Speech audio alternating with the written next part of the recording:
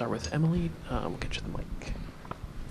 CY, now that you've had kind of a few days to decompress a little bit, maybe get some sleep, what is today like for you personally and for this organization as a whole? Well, Emily, I'm just most importantly excited for our players, for our fans, for our staff. There's so many people in our organization that have worked so hard to put us in this position, and now to be here on the cusp of the World Series, and it's a lot of fun, and I'm so happy for everybody who's put in and suffered through a lot of hard times over the last 6 years, and then of course for our fans as well. They deserve this, and I can't wait to see this place tonight. Other questions for Chris? We'll go in the middle here. On the other side, yep. Hey, Chris, you've been around some really good clubs and on some really good clubs. What makes this one maybe unlike any other you've been around? Well, I think the word that comes to mind is resilience. Just the way this club has handled adversity all season. Nothing has come easily to this group. They've found a way to fight back every time they've faced extreme adversity. Even early in the season when we weren't quite sure what our identity was, and some tough losses that maybe could put you in a 5, 6, 7 game losing streak, and this group would just come back the next day and find a way to win. And I think that sort of sticks with me in terms of the identity of the group and the kind of the way the season's gone as a whole, start to finish. This group has responded every time things have gotten tough. Go right up front, Chris, with Andy. Hey, Chris. How does the stress level of pitching in the postseason compare to watching the postseason as an executive? I handled it much better as a player. I've been relatively calm and relaxed all playoffs. But when I was a player, everything was about me, what I needed to do each day to prepare to help the team win a game. This is about everybody else, and so there's so many things that go into it, and focusing time and energy on just really a lot that I can't control. It's way different, but it's also in a lot of ways more fulfilling to see our players, our staff, our fans celebrate and to take joy in watching them. It's been tremendous, and something I'll never forget. We'll stay there with Evan, Chris. Chris, when you got here in December of 2020, I think there was some mystery in the organization about exactly what you had in Adolis Garcia. I'm wondering if you can kind of comment a little bit on how the evaluation internally of him kind of morphed and where he was in y'all's eyes versus where he is now. Well, he was still a developing player, and I think the question we had is he consistent enough to be a good major league player at that point? And I think, honestly, where we were as an organization, we had the ability to give him the runway to work through those things. And I think as he got opportunity, we saw a player with extreme aptitude, a player with incredible work ethic, an energy, a passion for excellence, and continual improvement. And he's made himself into the player he is now. And as you get to know the person, it's no surprise. And I think that's one of the things when you go through a rebuild is you're able to find out about a number of players. And Adolis is certainly one. Go to the third row on your left, Chris. Tyler. Hey, Chris. Just building off that, when he was DFA'd or whatever it was in 21, I think, did you expect anybody to grab him? What was the sort of risk calculation there? Well, it's a moment in time decision, and I think that we felt like at that point we could hopefully he would clear and we'd retain him within the organization. We still liked him as a player. We just felt like he wasn't one of our top 40 at that time, and we don't always make good decisions. Nonetheless, sometimes you have some luck and they work out, and he did clear and he stayed in the org and he earned his way back to the big leagues, and the rest is history. And one obviously great decision was signing Evaldi. What did you like about him? What made you think that he could be durable? Because he's always had some injuries in his past. Yeah, I think we understood the medical risks with Nate and really everybody we signed. We also have a high level of confidence in our medical team, and they've done a great job of keeping these guys on the field for the most part this year. Specific to Nate. just the reputation he has within the industry as a winning player. I think that's what stood out the most. He's performed at the highest level on the biggest stage. He's been in big markets. He's performed. But we also knew what kind of teammate he is, how he makes the guys around him better. His work ethic is as good as it gets, and the way he prepares and the way he wants to win and the way he puts the team ahead of himself. Those were all things that we took into consideration with Nate, and he's lived up to everything we expected. Go to the second row with Levi.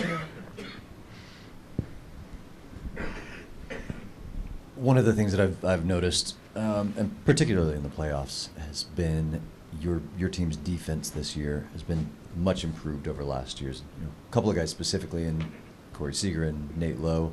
Josh Young's defense has been better than maybe some people expected. What do you accredit that to, and how do you, when we've talked to you about the fundamentals, what do you do to implement that and see the level of success that you've seen this year?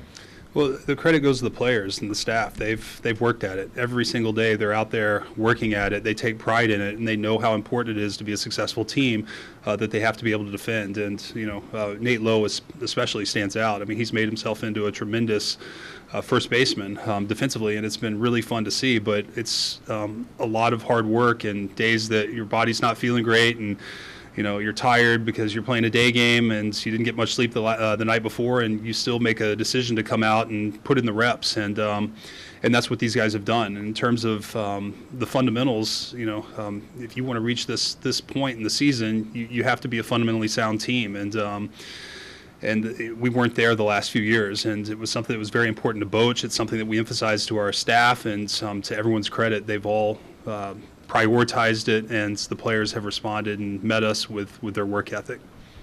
The end of the second row. Chris, looking back, what did you guys see in Jonah Heim when you traded for him, and just how thankful are you that you were able to get him in that deal? Well, a switch hitting catcher, first of all, that was the starting point, and then a player who we felt like he's a big guy. He did some things really well behind the plate. We felt like he would develop some power in time, and had a very good idea of the strike zone. So it's a pretty good foundation in terms of the hitter, and then the catcher. We knew he was soft hands behind the plate. There were things we didn't understand as well, and ways we've seen him grow in terms of the way he handles the pitching staff, his game preparation. It's been really, really impressive to see Jonah's growth. And again, looking back, I think some of that is, again, where we were as an organization in terms of allowing these guys the runway to go out and fail and have their moments where they went through tough times, they faced the adversity, and they were able to fight through it. And it's led in part to where we are today. I've got Kevin and Sean up front.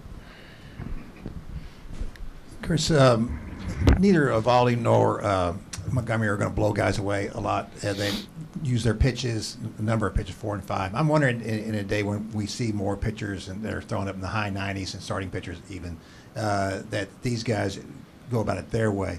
Is that something that you in particular like to look for, or is that something that just kind of happened? Well, there are a lot of guys that throw really hard. There are not many starters that sit in the upper 90s. I mean, they don't grow on trees. So, these guys are really good pitchers because they are able to pitch. They understand what their strengths are. They understand how to mix pitches. They move the ball up and down, north, south, front to back, in and out, and they keep hitters off balance. And that's what pitching is. And then they also have the intangibles and the poise to be able to make pitches when it matters most. And that's also a trait that is somewhat unique. I'll go to Sean up front. Obviously, when you got Evaldi, you knew you were getting a guy with considerable playoff experience. Jordan Montgomery didn't really have that. Was there something you saw in him when you went out and got him that said this guy could help anchor a playoff rotation? The last few years he's had a pretty good track record of performing, and we had heard really good things. Our scouting department did a great job of really understanding the player, doing some background work, talking to previous coaches and teammates, and we had a pretty good idea of the person, and felt like, given the way he had pitched up until the trade deadline, that it was likely he would continue pitching well. I can't say we expected him to do this well, but we wouldn't be here without him. He's been phenomenal and just a tremendous competitor, and it's been so fun watching him. The middle of the fourth row, Chris. Chris, here you are, still not yet 3 years removed from being hired, and you've built a team that has gotten to the World Series. And I know it's not just a you thing. There's work that was done before you. There's work that's done by your entire staff. But have you taken a moment to kind of appreciate hey, I built a World Series team?